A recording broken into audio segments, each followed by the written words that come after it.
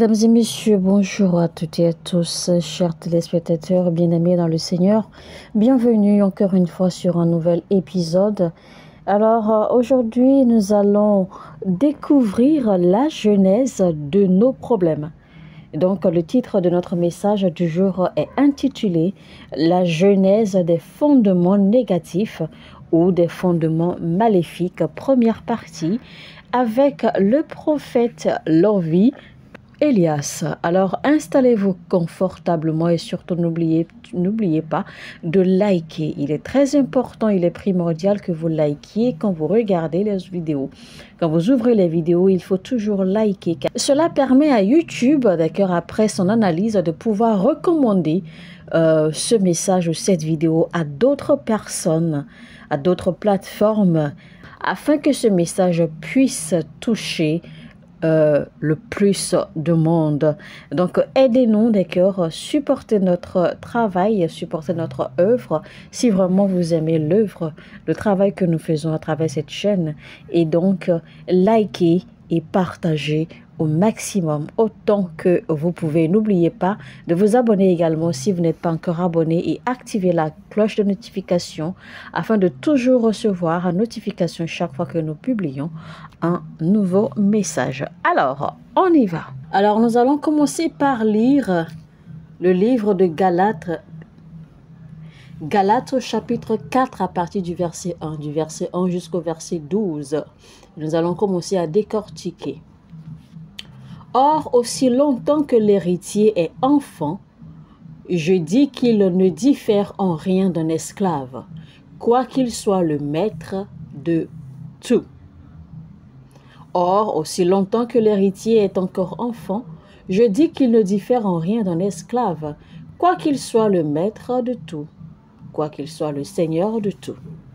Alléluia. Alors, de ce verset, nous pouvons comprendre clairement que la genèse de tous vos problèmes, la genèse de tous vos soucis dans la vie, la genèse de tous les fondements négatifs qui vous réclament, tous ces fondements négatifs avec lesquels vous ne cessez de vous battre toute votre vie, eh bien c'est simplement à cause de ce qui s'est produit quand vous étiez enfant ou quand vous étiez bébé. Parce que quand bien même Dieu nous a créés, d'accord, pour faire des exploits, quand bien même Dieu nous a créés et nous a donné la dominion, d'accord, sur toutes choses sur la terre et sous la terre et dans les cieux. Mais la réalité est que tant que vous n'avez pas atteint une maturité spirituelle, eh bien vous n'êtes pas différent d'un esclave. Vous n'êtes pas différent d'un serviteur ou d'un servant. Alors, ce qui fait la différence entre vous et les autres n'est pas le fait que vous soyez fait de chair, parce que tout ce qui est être humain est fait de chair. Mais recevoir la nature ou le titre de fils, cela veut dire en fait que vous avez été fait prince. Et pas seulement que vous avez été fait prince, mais vous avez été fait prince et héritier, d'accord, de tout ce que Dieu a prévu pour vous, pour que vous puissiez devenir ce qu'il a prévu que vous soyez. Mais la plupart de vous qui écoutez ce message maintenant, et je dis ceci, d'accord, prophétiquement, je sais que vous êtes des millionnaires, des milliardaires, vous êtes richement bénis, vous avez de l'argent, vous avez des richesses matérielles, vous avez des ressources, vous avez vos maisons, vous avez vos affaires, je veux dire vos business, vous avez en fait des propriétés, tout ce que vous désirez, eh bien vous avez tout accompli. Mais parce que vous n'êtes pas encore arrivé à maturité spirituellement, eh bien, vous êtes toujours comme un enfant. Eh bien, vous êtes toujours comme un petit enfant.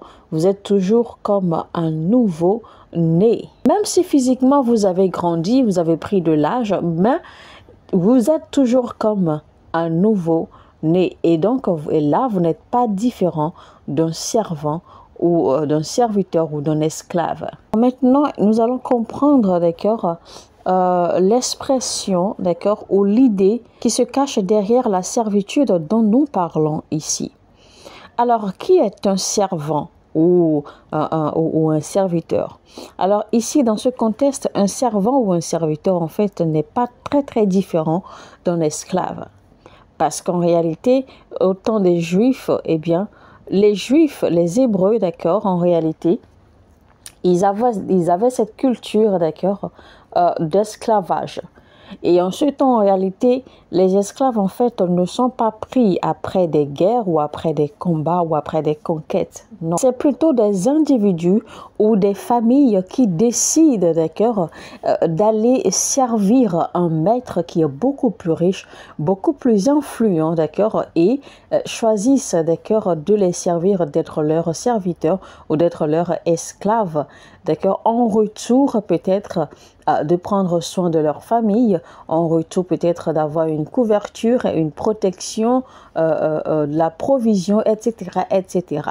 Et donc, ils font même des promesses, ils font même des alliances disant que bien, tout enfant, d'accord, qui naîtra d'eux, eh bien, dans cette famille, eh bien, sera également considéré comme serviteur ou comme esclave. Donc, les gens vont se soumettre volontairement à ce genre de vie, d'accord, dans l'espoir d'avoir une meilleure situation ou alors une meilleure vie. Et c'est donc ainsi, d'accord, que cela est scellé et cela commence à drainer, d'accord, à circuler, ou cela évolue, d'accord, de génération en génération, parce que tant que la famille, d'accord, qui reçoit les serviteurs n'a pas libéré, d'accord, les serviteurs, eh bien, la famille ou la descendance, d'accord, ou la lignée de la famille qui est venue se soumettre pour être serviteur ou esclave demeure génération après génération esclave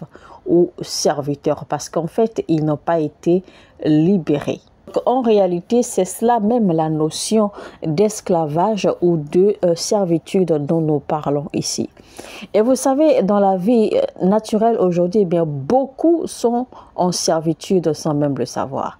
Beaucoup sont nés en servitude parce que dans le temps également, eh bien, quand les premiers membres d'une famille, d'accord, se soumettent à ce genre de vie, eh bien, leurs enfants, leur génération, d'accord, en fait, naissent dans ce même système, dans ce même cercle de vie.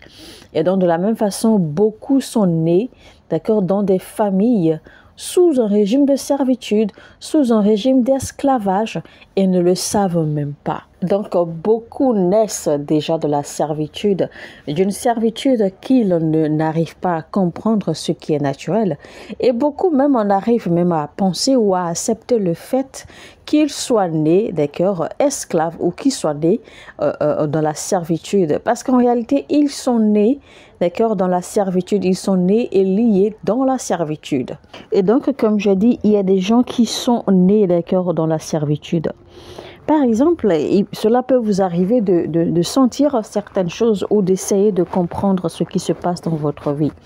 Parce qu'il y a des gens, eh bien, ils constatent en fait qu'ils travaillent beaucoup, mais ils gagnent peu. Il y a des gens qui constatent en fait que chaque fois qu'ils sont sur le point d'avancer, il y a comme quelque chose qui les ramène en arrière.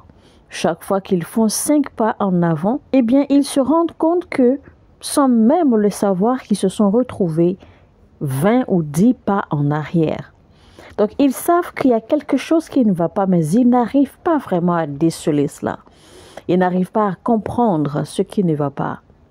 Ils n'arrivent pas à comprendre parce qu'il y en a même qui se voient en fait tourner en rond, comme si leur vie était juste une vie de cercle et qui n'évolue pas véritablement. Alors nous allons évoluer dans notre lecture biblique. Le verset 2 maintenant dit ceci. Mais il est sous des tuteurs et des administrateurs jusqu'au temps marqué par le père. Alors, parlant de tuteur et d'administrateur, un tuteur en réalité c'est quelqu'un qui enseigne, quelqu'un qui vous montre la voie. Mais quand on parle d'administrateur, eh bien un administrateur c'est quelqu'un qui administre votre vie, quelqu'un qui veille sur votre vie et qui prend des décisions à votre place même. Un administrateur c'est quelqu'un qui décide pour vous, quelqu'un qui prend des décisions, d'accord, à votre place. Il peut même être quelqu'un que vous ne connaissez pas. Ce dernier peut prendre des décisions à votre place. Il y a des gens présentement, eh bien, il y a quelqu'un qui prend les décisions à leur place.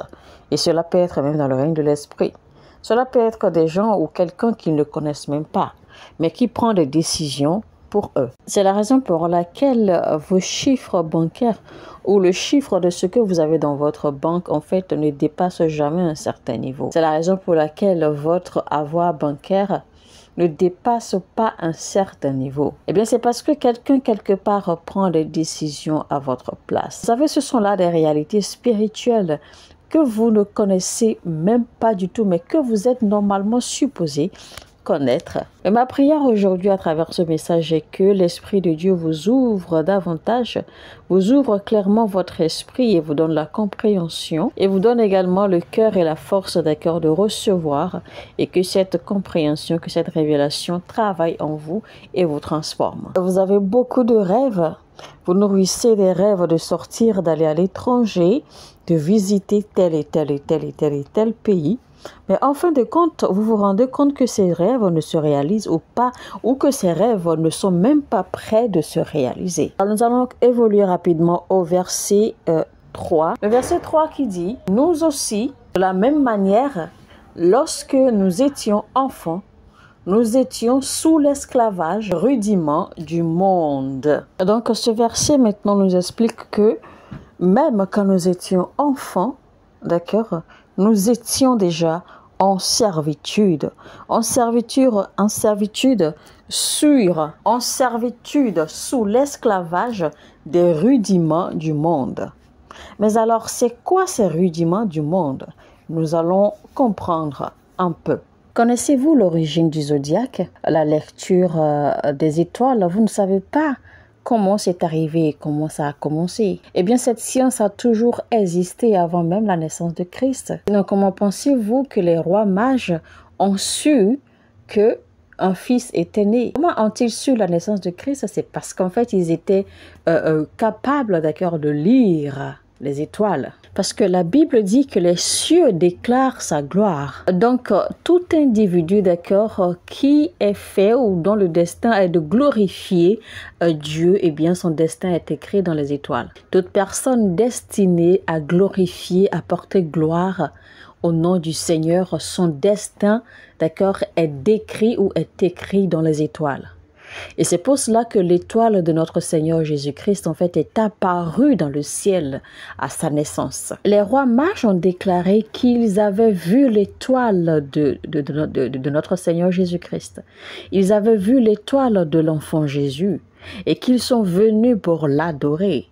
Donc, ils ont vu son étoile, ils ont connu le destin qui était réservé à Jésus. C'est pour cela que les apôtres ont dit ici que de la même façon, nous aussi, lorsque nous étions enfants, nous étions sous l'esclavage des rudiments du monde. Alors, quand les apôtres parlaient ici des cœurs d'enfants, en réalité, il ne s'agit pas de l'enfance naturelle, mais cela parle plutôt, d'accord, de la maturité spirituelle.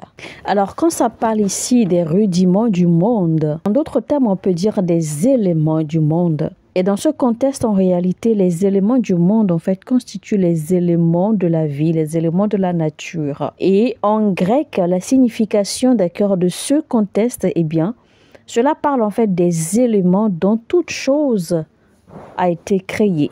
Les éléments dont toute existence a été faite. Les choses matérielles de l'univers, même les corps célestes, et que ces corps fassent partie, d'accord, du ciel, de l'univers céleste ou pas. Mais en ces corps, en ces éléments se trouvent les composantes de la vie, du destin, d'accord, d'un individu ou des êtres humains. En d'autres termes, les composantes de la vie, de l'existence, du destin des êtres humains ou d'un individu résident à l'intérieur de ces éléments, d'accord, ces éléments de la nature, ces éléments du monde. Notre fondement, d'accord, détient ou retient quelque chose. Quand Dieu nous a créés, d'accord, dans le livre de la Genèse, eh bien, pour comprendre en fait ce que je vais souligner, nous allons lire Genèse chapitre 1 à partir du verset 1 jusqu'à ce que nous arrivions au verset qui m'intéresse. Alors au commencement, Dieu créa les cieux et la terre. La terre était informe et vide. Il y avait des ténèbres à la surface de l'abîme et l'Esprit de Dieu se mouvait au-dessus des eaux. Dieu dit que la lumière soit et la lumière. Dieu vit que la lumière était bonne. Et Dieu sépara la lumière d'avec les ténèbres. Dieu appela la lumière jour, et il appela les ténèbres nuit. Ainsi, il y eut un soir et il y eut un matin. Ce fut le premier jour. Dieu dit qu'il y ait une étendue entre les eaux et qu'elle sépare les eaux d'avec les eaux. Et Dieu fit l'étendue et il sépara les eaux qui sont au-dessous de l'étendue d'avec les eaux qui sont au-dessus de l'étendue. Et cela fut ainsi. Dieu appela l'étendue ciel. Ainsi il y eut un soir et il y eut un matin. Ce fut le second jour. Dieu dit que les eaux qui sont au-dessous du ciel se rassemblent en un seul lieu et que le sec paraisse. Et cela fut ainsi. Dieu appela le sec terre et il appela l'amas des eaux mer. Dieu vit que cela était bon. Puis Dieu dit, la terre produise de la verdure, de l'herbe portant de la semence, des arbres fruitiers donnant du fruit selon leur espèce, et ayant en eux leur semence sur la terre. Et cela fut ainsi. La terre produisit de la verdure, de l'herbe portant de la semence selon son espèce, et des arbres donnant du fruit et ayant en eux leur semence selon leur espèce. Dieu vit que cela était bon. Ainsi il y eut un soir et il y eut un matin.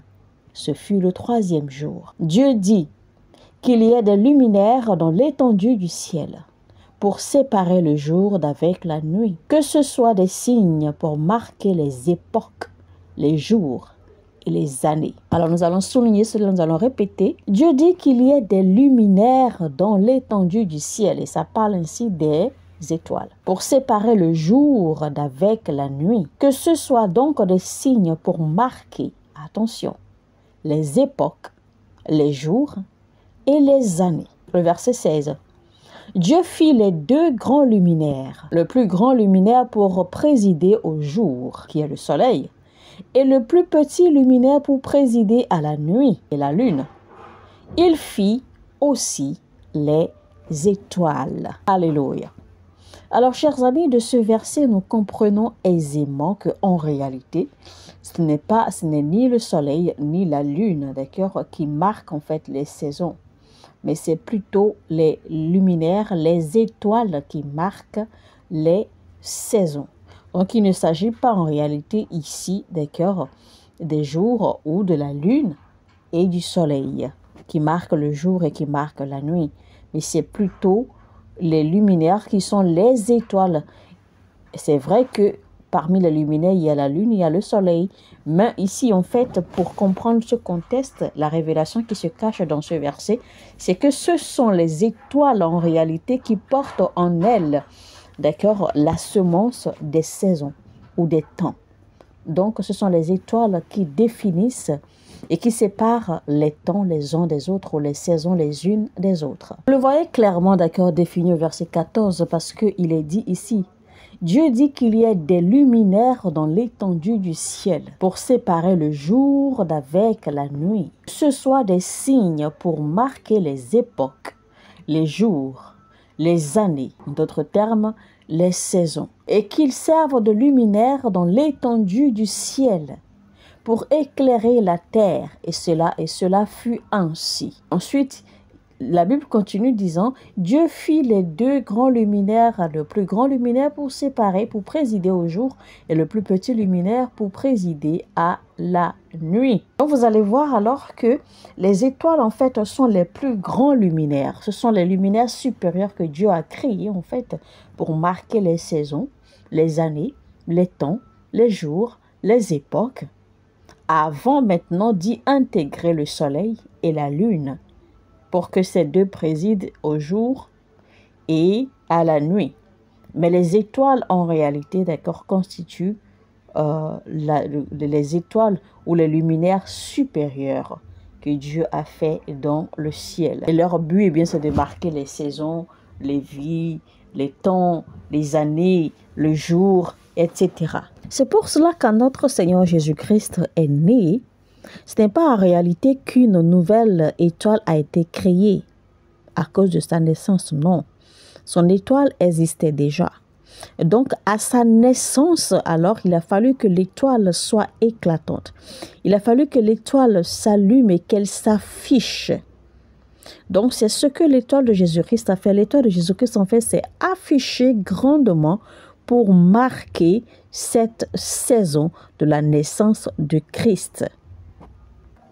Donc, l'étoile de Christ, c'est juste affiché, d'accord, pour marquer la saison, pour rappeler que voici, en ce jour précis, est né un roi, d'accord, le Messie qui allait changer, qui allait tout changer, qui allait changer l'histoire de l'humanité sur la terre. Alors, que signifie-t-il d'être sous la servitude des éléments du monde ou des rudiments du monde?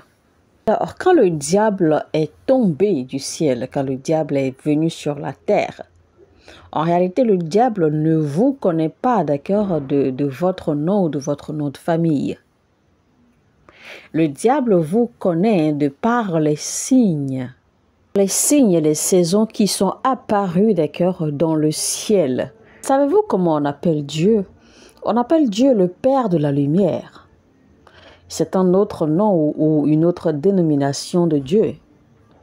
Et vous savez, les anges sont également appelés des étoiles. Alors, voici là où ça devient intéressant et aussi ironique et dangereux. Alors, le diable ayant connaissance du moment ou de la saison de votre naissance, des circonstances qui entourent votre naissance, de la date et de l'heure de votre naissance, et sachant que la saison de votre naissance marque certaines choses, d'accord, concernant votre vie et votre destin dans le ciel. Il a donc facilement, d'accord, pu manipuler et corrompre la trajectoire ou la vraie manifestation ou la vraie signification, d'accord, de ces signes, de ces saisons qui s'affichent, d'accord, dans le ciel et qui comportent évidemment toutes les informations concernant votre vie, votre destin, votre devenir sur la terre. Eh bien, le diable manipule facilement et corrompt, d'accord, cette réalité facilement. De sorte à ce que, au lieu que vous deveniez un objet de bénéfice, un objet de profit, un objet d'honneur, le diable va donc manipuler les éléments, d'accord, les éléments de la nature, les éléments qui sont apparus, d'accord, dans le firmament vous concernant. Le diable va alors les manipuler afin de réécrire votre histoire selon son goût, afin de déterminer, d'accord, selon son goût, ce que vous allez devenir sur la terre. C'est pour cela que vous allez entendre certaines personnes dire, voici qui je suis ceci, je suis cela, mais vous ignorez qu'il y a un esprit qui a été mandaté pour manipuler les éléments, pour manipuler les réalités vous concernant. Vous ne savez pas qu'il y a un esprit qui a été mandaté pour contrôler les saisons, les signes, les réalités concernant votre destin afin de pouvoir le contrôler.